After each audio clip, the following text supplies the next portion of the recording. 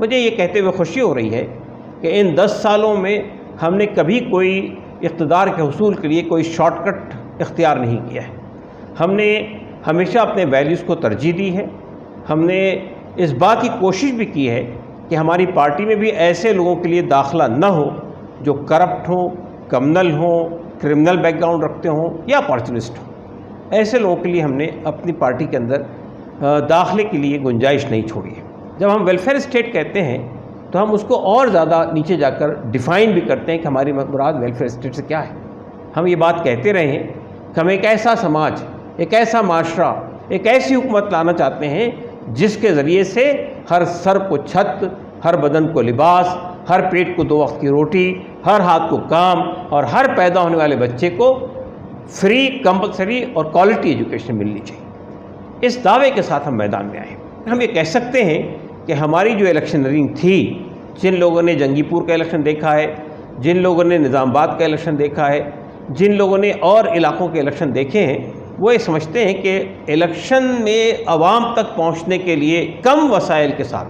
हमारे पास बहुत ज़्यादा सरमाया नहीं है, कम वसाइल के साथ हमने आवाम तक पहुंचने के लिए पूरी ताकत और क़ुव्वत के ज़रिए से तमाम ज़राए को इस्तेमाल करने की कोशिश की है और हमने अपनी बात लोगों तक कम्युनिकेट की है। ये और बात है कि हमने कभी भी इंतखाब जीतने के लिए वो जितने भी गलत तरीक़े इख्तियार किए जाते हैं, साम दाम दंड भेद के, उन तरीक़ों से इज्तनाब किया है, उनसे हट कर अपनी बात रखने की कोशिश की।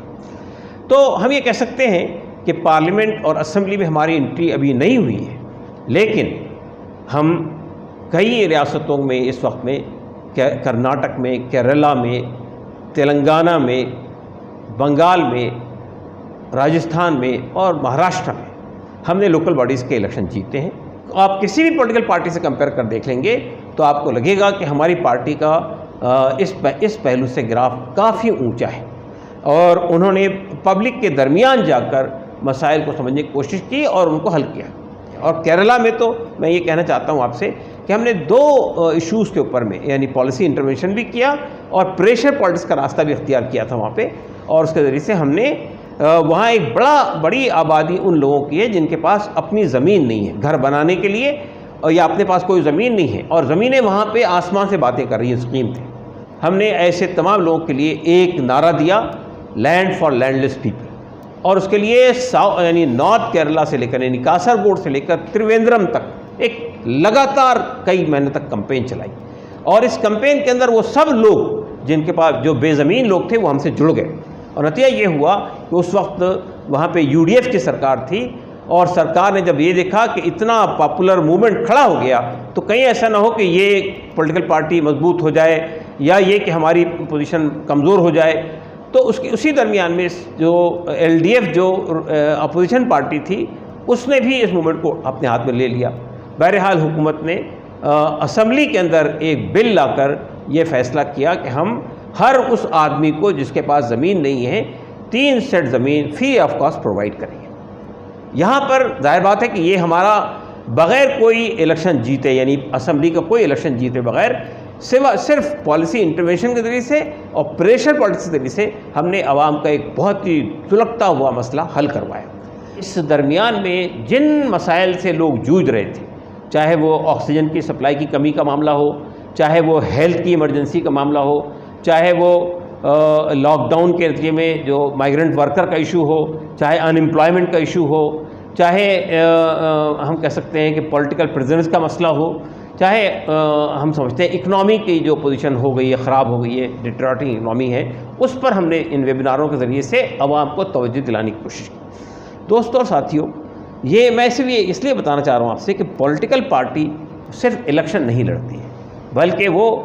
उन 5 सालों तक के आवाम के मसाइल के साथ अपने आप को वाबस्ता रखती है। हमारी कोशिश ये होनी चाहिए, चाहे हम ज़ाहिर है कि सिर्फ नेशनल लेवल पे नहीं है, सिर्फ हम स्टेट लेवल पर नहीं है। तो मैं आपसे ये गुजारिश करना चाहता हूँ कि हमारी कोशिश होनी चाहिए कि जब मसाइल को उठाने के वक्त में हमारा ज़्यादा ज़ोर लोकल मसाइल पर सर्फ होना चाहिए। इलाक़ों को देखिए, बाज़ औक़ात हम नेशनल मसाइल पे पूरी तवज्जो देते हैं, लेकिन लोकल मसाइल को हम नज़रअंदाज कर देते हैं। हालांकि आपको लोकल मसाइल के ज़रिए से आप आवाम से लोकल सतह पर टच में होते हैं और फिर उसका बेनिफिट आपको इलेक्शन में भी मिलता है। तो लोकल हमारी कोशिश ये होनी चाहिए कि 80% इश्यूज़ जो है हम रीजनल लेवल के यानी स्टेट लेवल के और लोकल लेवल के उठाएं और 20% इश्यूज़ जो है नेशनल लेवल के लें, ताकि हमारी आवाम के साथ में वाबस्तगी बाकी रहे और आवाम के इश्यूज़ को हम उठाते रहें। एक बात और समझने की कोशिश कीजिए, एक पॉलिटिकल पार्टी होने की हैसियत से हम बुनियादी तौर पर आवाम के यानी हर इलाके के अंदर आवाम जिन मसाइल से जूझ रहे हैं, आम आदमी जिन परेशानियों का उसे सामना है, चाहे वो भूखमरी का शिकार हो रहा हो, चाहे अनएम्प्लॉयमेंट का इशू हो, चाहे पुलिस और एडमिनिस्ट्रेशन की तरफ से परेशान किया जा रहा हो, इन सब मसाइल में वेलफेयर पार्टी के लोगों को नज़र आना चाहिए। किसी आदमी को कोई मसला खड़ा हो जाए किसी वक्त भी, चाहे वो रात का वक्त हो, आपको अगर वो कॉल करता है तो आपको ये नहीं कहना चाहिए कि साहब ये मेरे सोने का वक्त है, आराम करने का वक्त है। आपको उसकी दादरसी करने के लिए पहुँचना चाहिए।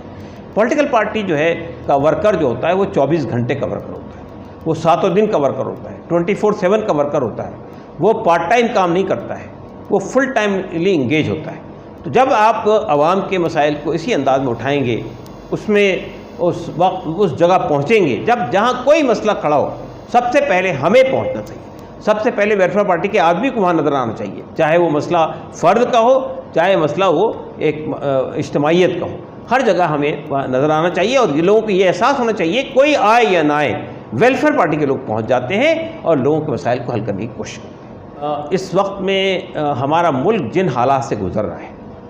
इन हालात एक पॉलिटिकल पार्टी का फ़र्द होने की हैसियत से हमें उन हालात का इदराक होना चाहिए,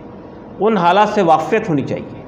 उन हालात को हमें समझना चाहिए और ये सोचना चाहिए कि इन हालात को तब्दील करने के सिलसिले में हम क्या कर सकते हैं।